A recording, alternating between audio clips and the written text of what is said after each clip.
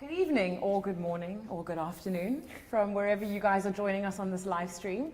I'm very happy to say that we're here today with MoneyGram and the MoneyGram Haas F1 team, straight off of the back of qualifying here at the Bahrain Grand Prix.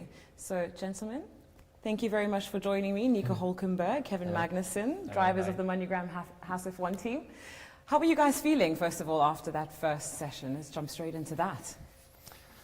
All right, I guess I didn't have a good qualifying, but it's nice to see that the car has good potential. Nico in Q3, and the long runs that we've been doing so far in testing and FP2 have been pretty decent. So I'm really excited for tomorrow. Although starting position is not the best, but I think I can move forward. What about you, Nico? Yeah, similarly for me too. I mean, just starting the season again, going through the motions in qualifying, feeling that buzz, feeling the energy, the adrenaline kick in for the first time is always special and nice.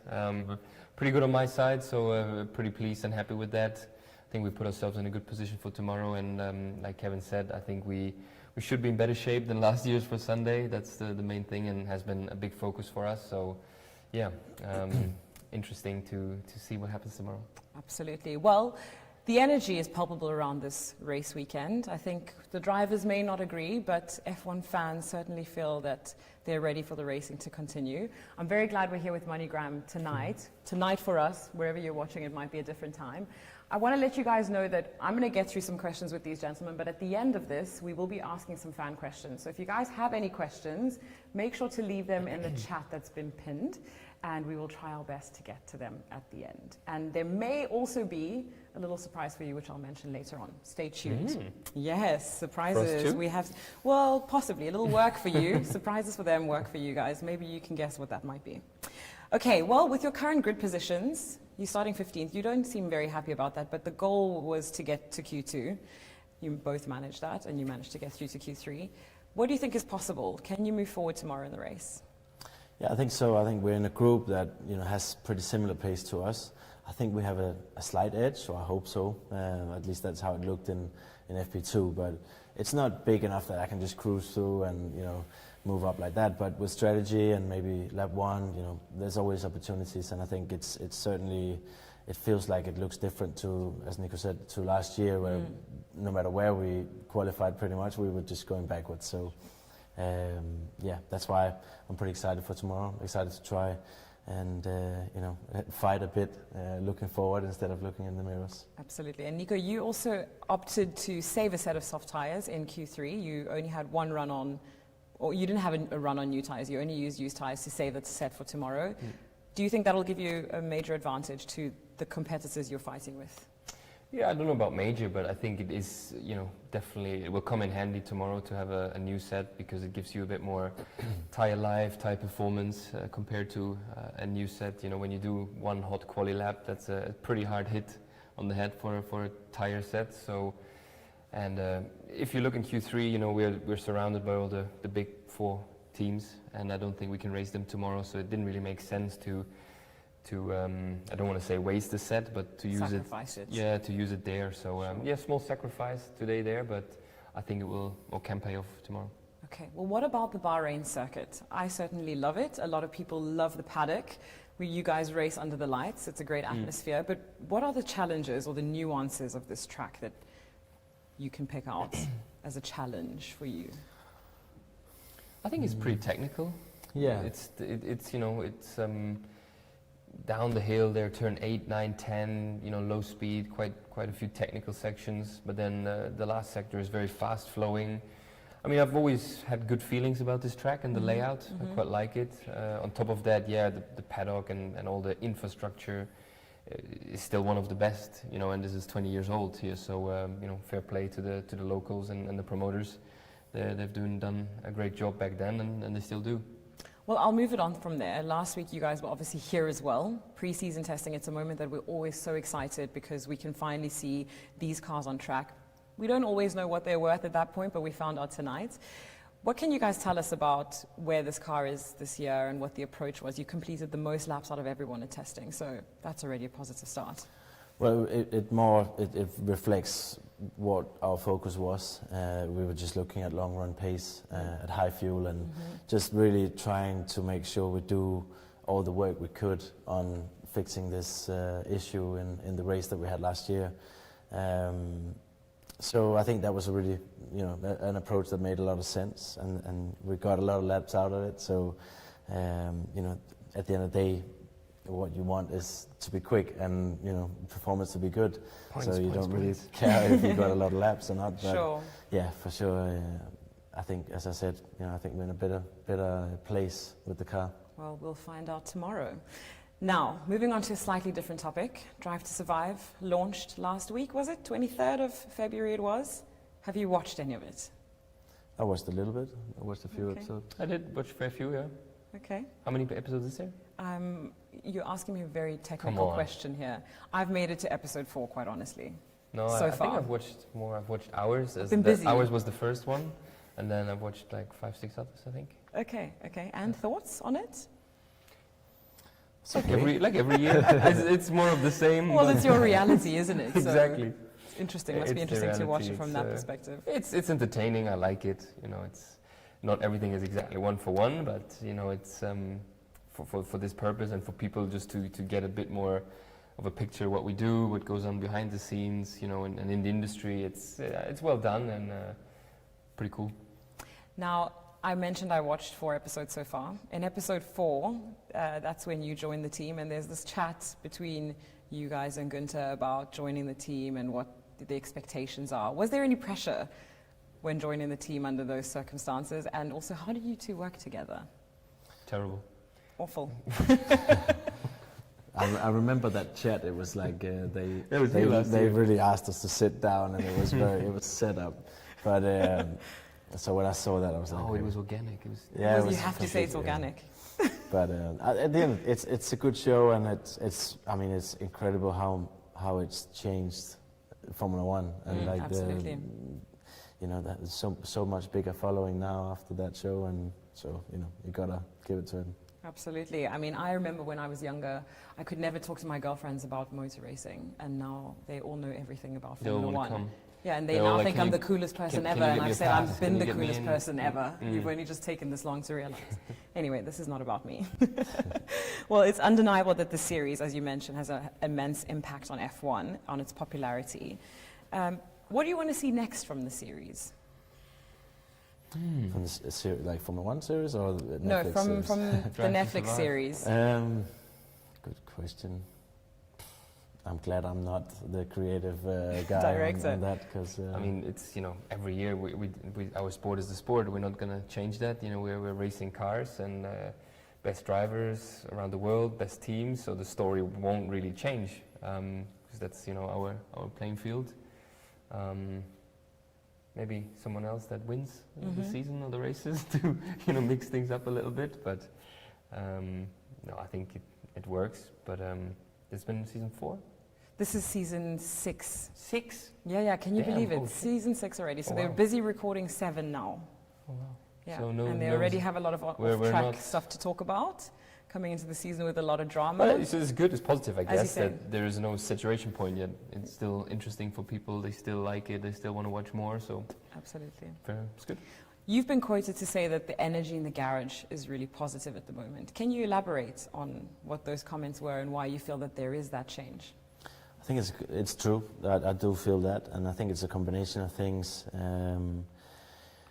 I actually think Ayao coming in and replacing Günther as team principal is, it feels like everyone's kind of like excited to see what that will do. It's pretty clear that a new leader is that means change, and I think it's not anything against Günther at all, but I think after 8 or 9 years, I think a lot of the people in Haas, the mechanics, the engineers, designers, that they're excited to see a new opportunity for change, and it's also, I think we do feel that we have a car that's slightly better than last year. We have to prove it, so let's see tomorrow. But I think that energy is caused by also the test we had.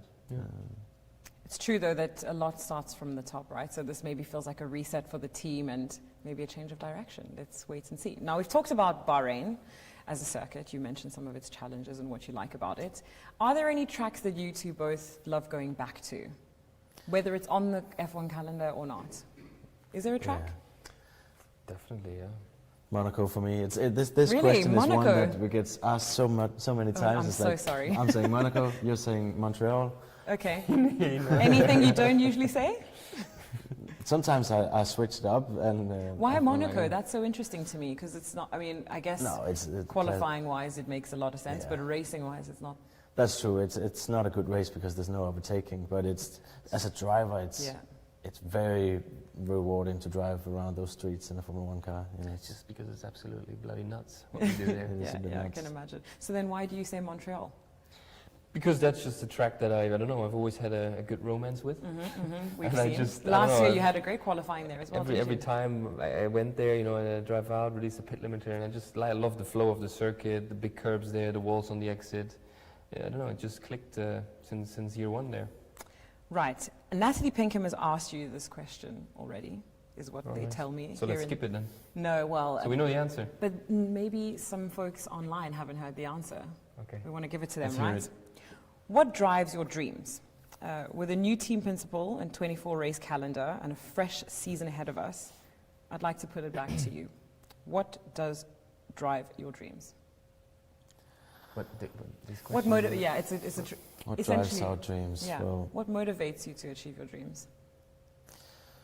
it's the opportunity in itself is motivating enough, isn't it? That being a Formula One driver, you're in a sport with 20 participants. I think motivation is not really something that is difficult. Yeah, sure. So And I it guess drives this is itself. a question I could probably put to both of you. I'm going slightly off script here, but I've heard that once you've had some time out of F1 and you come back into it, you almost appreciate it more. Is that the case for both of you? I've certainly felt like that. Yeah, obviously, you know, parallel to that, you get older, things change in your life. When you disconnect properly, you know, you have time to really digest, reflect on everything that you've done in F1. But yeah, it is, you know, addictive. That feeling is like, F1 is a bit like a drug in that respect, and it's just fun and cool.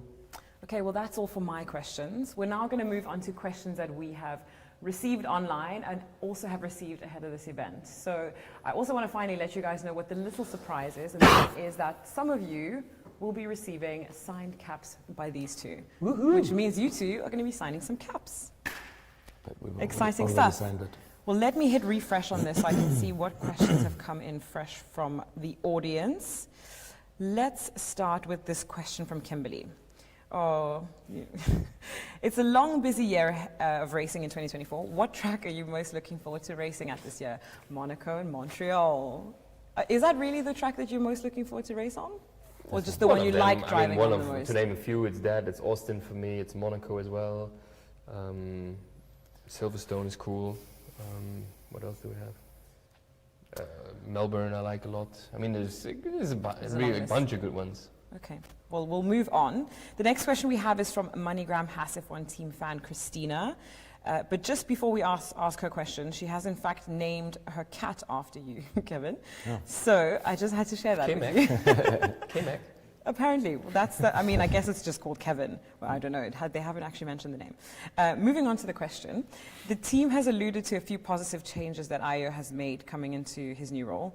Can you explain what some of these changes are? And you've already mentioned that new leadership comes with change, and that's exciting. But is there anything you can pinpoint that's going to help the team develop forwards?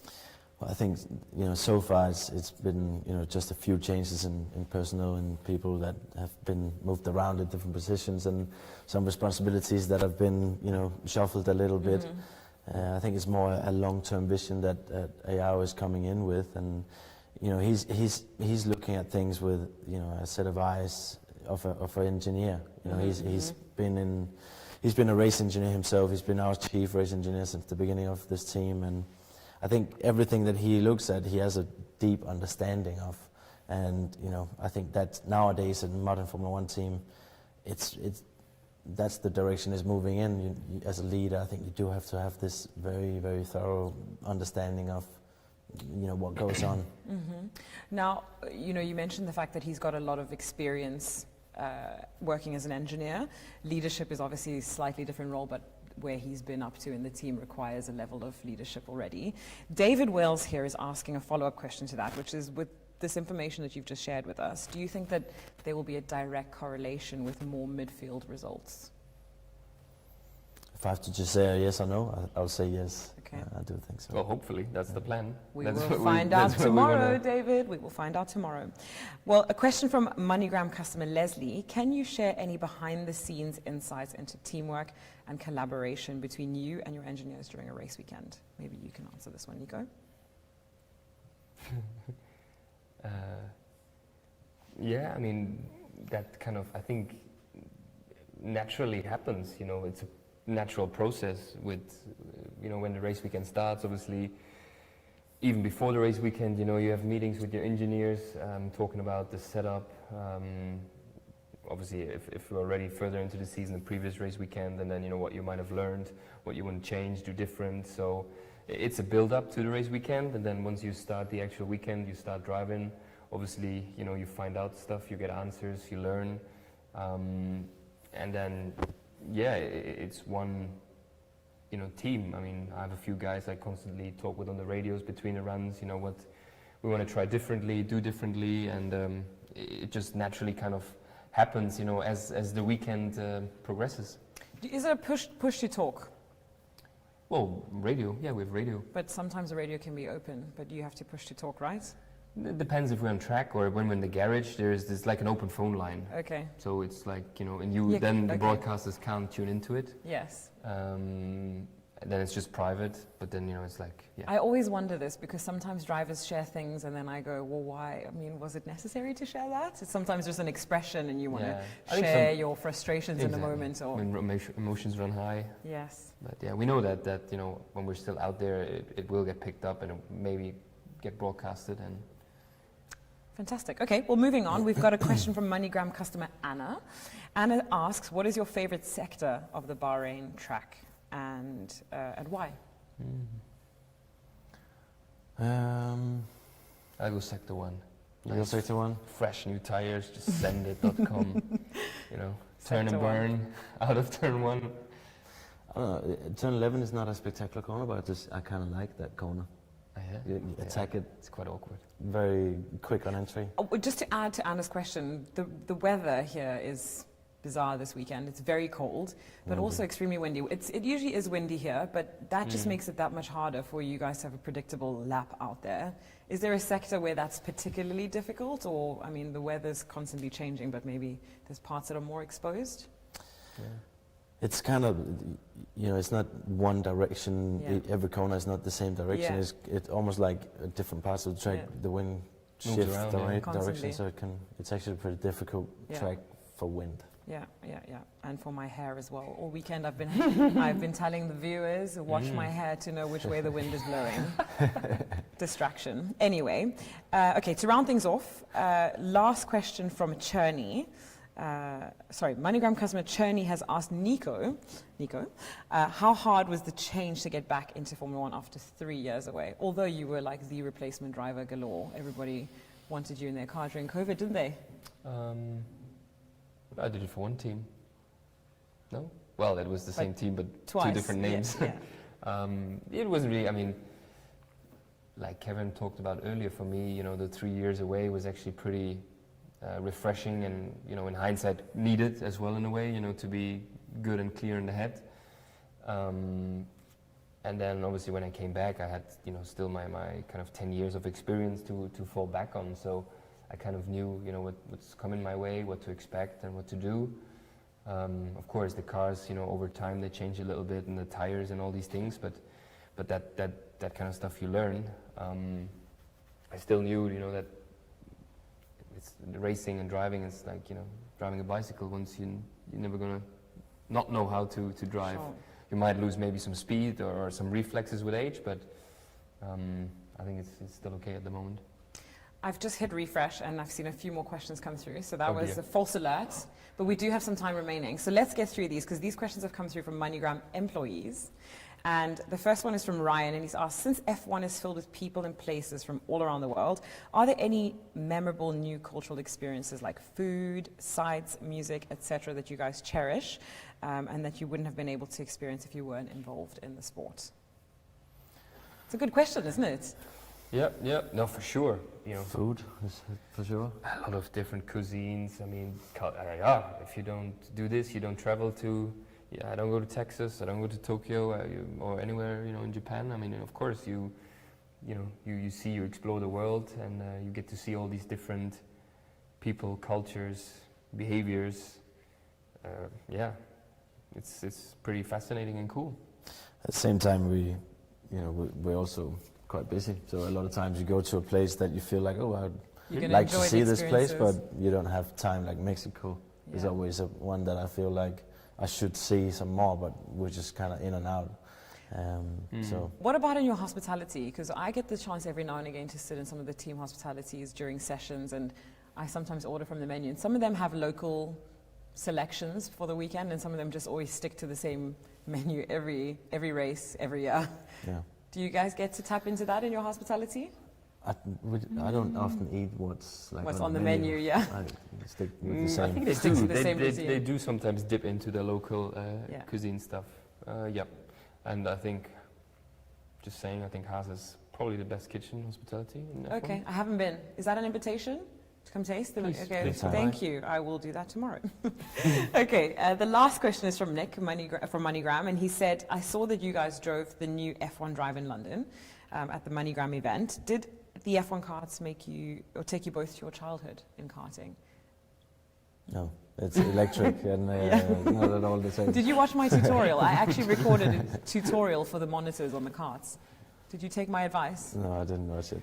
Gosh. I should have. A little bit, I think, underpowered for our needs. Yeah. But it was quite fun, actually. I liked the track. The layout was fun. And yeah.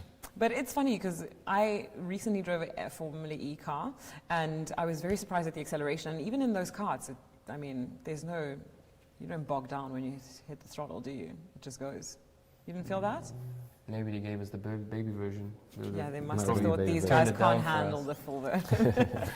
Okay, well, that's all for the Q&A. Thank you guys so much for joining. Tomorrow is going to be an incredibly exciting day. Thank you, gentlemen, for joining us. I also hear that there's going to be a really exciting watch party event in Miami for MoneyGram. So I hope you guys really enjoy that. Thank you for joining us. And for all of you that managed to send through some questions, and I hope we got through them, be sure to subscribe to MoneyGram's YouTube page for more exclusive content just like this. And we will see you guys soon.